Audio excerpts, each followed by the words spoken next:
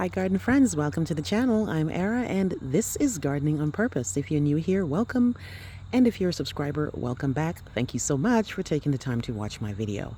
I garden in Zone 7B in the southeastern United States, where I do plant hauls, clearance shopping, plant rehab, perennial planting, annual planting, container gardening, everything gardening related. So for today's video, I want to show you a quick short tour of the garden after our November 1st freeze. And the very first thing you'll see is my canna lilies. Canna lilies are notorious for not being able to take the cold, and it shows. They are looking rough. Also that got beat up during the cold was my annual hibiscus, which was a beauty in the summer. Got this on clearance for $7 and it's been blooming its behind off, looking really good, but it's pretty much done. I'm gonna pronounce this wrong. I think it's Misubasho or Misobashu banana tree. I forgot to really mulch this properly, and I hope it's not dead. It's looking really rough.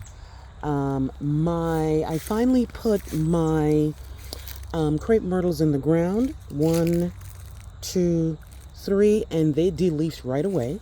So that was some serious trauma for them. This is a line of forsythia that I have behind, and they're looking rough too. But again, it's expected. It's the end of the season. In my back bed, my evergreens are looking fine. My sunshine ligustrum, they're all doing fine. My olive martini elaeagnus, those two are doing okay, and these are not doing that great. Everything else is a perennial. My Adam's needle color guard, that one is doing quite fine. It was not impacted at all. This looks like such a tropical plant, but it's not. It's really cold tolerant. All my echinaceas, they're pretty much done. My Gora, done for the season. This was the pink one. These are the whites. I have one white, another white, and another white. The mums are pretty much done. They have been performing since spring. People told me to cut it back because it won't bloom in the fall. It blooms from spring to November 1st. That's how great those mums are. So I'm going to keep them in the ground. My balloon flowers, they're pretty much done. They turned completely yellow. My yarrows, they're done, but the green foliage stays behind. And I think if we don't get a really bad winter, the foliage will stay that way and then come out from the when things get really nice and warm come April. My lamb's ear is doing fine. These are the powwow coneflowers. The ones I showed you over here were a mixture of artisan and Cheyenne spirit, but these here are powwow. My cat's meow, doing quite fine. I had cut back my roses because they were looking kind of rough. I usually don't cut things back until February, but I cut it back a little bit. Well, I cut it back a lot. These are the knockout roses, the double knockout. And I'm sorry, is this double or knockout? One of them. I had moved around a bunch. Those sticks that you see there, those are actually hibiscus. I had moved them from where I had my hibiscus plants, trying to put them all over the ground, all over the yard actually, and they de-leafed right away. Look at this beautiful sunshine ligustrum. This guy is so happy where it's at. I truly recommend sunshine ligustrum for a screening evergreen plant. Also my chase tree, my chase vitex, doing absolutely great, but it showed sign of the cold, of the freeze right there. The leaves are looking kind of shriveled up, but the plant itself is okay. Still blooming, but not as great. But it really got damaged during the winter. I mean, I keep saying winter. No, that's not winter. The freeze. My butterfly weed is pretty much done. I'm going to cut that back a little bit, not all the way down, but enough where it doesn't look like that. I had divided my Mexican petunia into two. I had a really nice Mexican petunia right there. I dug it up and divided it into three. So there's one right there, the main one, and then another one here, and then another one I put here. I've been so impressed with it. I actually took cuttings of it. So because I really want to put it all over the yard. I think that plant alone can account for the amount of hummingbirds that I get here. So many hummingbirds go to that plant. It's crazy. So what else is in this thing? The plumbago was not bothered. This is the blue perennial plumbago. It was actually not bothered one bit by the cold. That's crazy. And that's supposed to be a zone 8 plant. Another sunshine ligustrum that's in its wrong place. That actually needs to go where the chase is. And I'm going to remove the chase and put it further back. The spurge, that got beat up really bad. I hope it's not dead, but it looks like it's done for the season. The blanket flowers, they're done for the season. This Proven Winners daisy here, I don't know the exact name, but this guy here, absolutely not bothered one bit. This is like this the whole time. So great. My agastache got killed, and I think it might be too wet. It's nothing to do with the cold. I touched it and it came up, so that root is completely rotted. So I need to throw that away, and then when I get a new agastache, I have to find it somewhere that doesn't stay wet, or doesn't stay moist, because this bed doesn't really stay wet. To be honest with you, it doesn't stay wet at all, but it stays wet enough where the agastache is not happy. What else? The daylilies need to be cut down a little bit. I have two really, really nice daylilies here. I forgot the name of it, but it's a really deep blood red winey kind of colors. Absolutely gorgeous. Most of the daylilies I have here are Stella d'Oro, but I really want to up my daylily game. I know a lot of people don't like daylilies, but I love them because they bloom. I mean, my daylilies bloomed all the way until Halloween. So I'm not going to deny daylily a chance to be in the Garden on Purpose garden. What else? I have my Chinese snowball viburnum. Put this in the ground a couple of weeks ago, maybe 6 weeks ago. And when I put it in the ground, the bloom was here, and that bloom is spent. And since it went into the ground, that bloomed, and that's coming out. And this guy here is trying to come out too. So this plant was not impacted too harsh by the cold. I am so excited for this plant. I heard that this plant can get, well, this tree, it's actually a tree, can get really, really, really huge. And it has these beautiful, huge florets that looks like a hydrangea, but it's not really a hydrangea. It's a viburnum, Chinese snowball viburnum.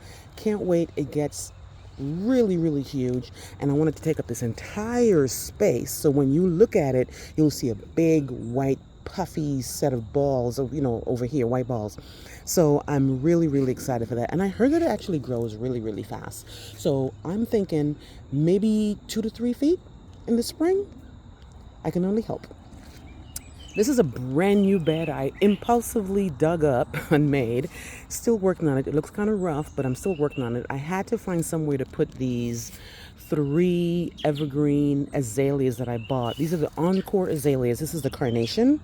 That's the autumn embers, and this is the autumn ivory. So ivory, embers, and carnation. And in front of that, I have some White Mountain Shasta daisies, and I thought that these guys were gonna die off because they were newly planted. And look at that, a bloom and all buttoned up. When I keep saying snow, when the cold happened, they kind of was like leaning over a little bit, but then we warmed up. I mean, we were 80 degrees yesterday. 80 degrees yesterday from 29 on November 1st and October 31st. So and I really thought that these buds were probably going to die off, but it looks like I'm actually going to get some blooms from this. So, but I'm still working on this bed. This is not the final bed. This is one of my other beds here with my artisan coneflower, my, I think this is Rose Marvel salvia, and my beautiful, beautiful new gold lantana is done. I mean, it got beat up, but it's, look at that. Now, look how rough that looks, but look at right here. It's trying to come back. I'm telling you, Zone 7 being the southeast United States is really, really great. We will get like freezes, and then all of a sudden the next day, it's 80 degrees, and that's what happens. I don't know if the plant is completely damaged where those guys won't make it to bloom, but the new gold lantana, I'm really, really impressed with that. What else? I had divided some perennials, so this is not really a good illustration, because these are all things that I dug. Well, not all, because that's the White Mountain Shasta that right there. But I did cut back my Fall in Love Sweetly Japanese anemone because it was looking kind of rough. And then I had divided some black-eyed Susan. So there's one here and one here. So these are all cutbacks. And again, only reason they got cut back because they were being transplanted. Otherwise, I would not have done that. So yeah, guys, so here's a span of the garden, this side of the garden, the part that gets the most sun. I did a lot of move around stuff. I moved around a lot of stuff. I did a lot of changes. So things might look a little bit different for you in the spring. Over here is the edible garden. That's pretty much done. There's no need to take anything from there yet. The last thing I was waiting on was the onions, and I got all the onions. I actually have too many onions, and next year when I do my edible garden, I'm just going to do like 3 of each. 3 peppers, 3 tomatoes, 3 eggplants, 3 this, 3 that, just so I can maintain. Because the first time I did my edible garden, we had so many tomatoes, it was ridiculous. And then this year, we didn't get much. Same thing, we got a decent amount of peppers, we got a decent amount of cucumbers, but not a lot. And I think also because I did not give the reused soil enough compost, and that's what it is. So next year, I'm going to start again with new soil, and then hopefully get a great harvest. Over here in the part shade to shade garden, this is where my sun patients, my coleus were, and they completely got knocked back. So there's a close-up of the sun patients right there. Pretty much got knocked back. We know sun patients will give us the blooms, but they cannot take anything less than 30. And over here is a bunch of daylilies that I dug up from over there to make space for some more perennials, but they're not going to stay here because this area does not get enough sun for these daylilies to really bloom. So I have to figure out what I'm going to do with it, but this is just a holding pattern right here for those daylilies. Over here in the shade, my hydrangeas are pretty much done. They're looking really rough, really rough. These were things that I got from Lowe's on. This hydrangea is a macrophylla I got from Lowe's for $15 on sale. It was really great, beautiful purple blooms, but it's done. This is Summer Crush. Right here, they're pretty much done. And these were bagged hydrangeas I bought from Walmart that did not bloom at all. This one here, this one here. And I've learned my lesson. I'm not buying any bare root things that are not going to bloom the first season. I've got my Penny Mac hydrangea here looking rough. Got beat up by the cold. I was worried about my Akuba, because this is newly planted and there's zone 7, and I was really worried about it because I really love this plant and I can't wait for this plant to get to its glory. But it's not perking up like it should, but let's see. We have some coleus, we got some hosta, and we got some, what is the name of that plant? For some reason, I keep forgetting the name of that plant. What I do know is it's a fatsia. That's what it is. It's a fatsia. And I'm not sure how it's doing because when I first bought it, the leaves were really green, but they're looking a little bit chartreuse now. So that might mean something. I don't know what it is in this clay soil, but I'll figure it out. One last thing I want to show you, and this tour really is for the backyard because I have 0.7 acre here, and I would need to separate my videos into at least two, one for the back and one for the front. Those guys here, these are the three new Dr. Tinsley camellia. I really, really love camellias. I've been onto the camellia bandwagon, and I really love them. They might not bloom. I got these from the Accent Nursery that I found a couple minutes away from me a couple of months ago, and I put them in the ground, and they were not affected by the cold or the freeze. These are zone 7 to 9, but I'm in the southeast. Camellias are at home in the southeast, so I'm not worried about them at all. Otherwise, those guys here, these are all, what do you call these guys? These are azaleas that I bought on sale. These were either Joanna azalea or fashion azalea or Delta azalea or Delaware azalea. And then this is also a place that I put stuff where I'm not sure what's going to end up, but to put it in the ground, this is where I put it. So there is a German bearded iris right there that I don't know where to put. But I know it's not going to be happy there because it does not get enough sun. But I'll figure this out come spring. But anyway, guys, this is the garden. This is the garden. Also, I wanted to show you the containers. So that straight ahead is the side yard, which I'll do another video of. Still haven't found a plant to put in my arbor. I've got the containers, but I don't have the plant because this area gets part sun. So I don't know if it's going to be enough sun for a hydrangea or a climbing rose, but I'm leaning towards sweet autumn clematis. I just haven't found it yet. But I don't know, and that's what that is. My containers full of things that I don't know, that are either going to stay in containers, let me just say that, either going to stay in containers, or I don't know what I'm going to do with it, or they didn't perform well in the ground, so I'm putting them in the containers for them to catch themselves, and then I put it back in the ground. So that includes Montauk daisies, that includes red hot poker, Japanese maples, ivy, lilies,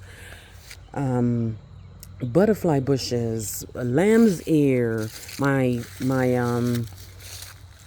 patio peach bonfire tree, these are Leland cypress. I mean, all kinds of stuff here. But otherwise, the garden is looking how the garden is supposed to look in November. It's looking brown. You know, things have died back. Things have went to sleep. Things are really holding on. One guy here that I'm telling you has been really, really holding on. I am so impressed with this thing here. It's ridiculous. This verbena is completely unbothered by our winter, by our cold, by anything. This plant, a trailing verbena. I forgot the name of it, but it's a trailing verbena. Beautiful purple blooms. Never stopped blooming from the minute I bought it back in the spring. It literally never stopped blooming. I bought it for $4 on sale at Lowe's clearance, guys. So yeah, the Shasta daisy here is still pushing out some blooms, and it's all budded up. Look at that. This is Shasta daisy right here.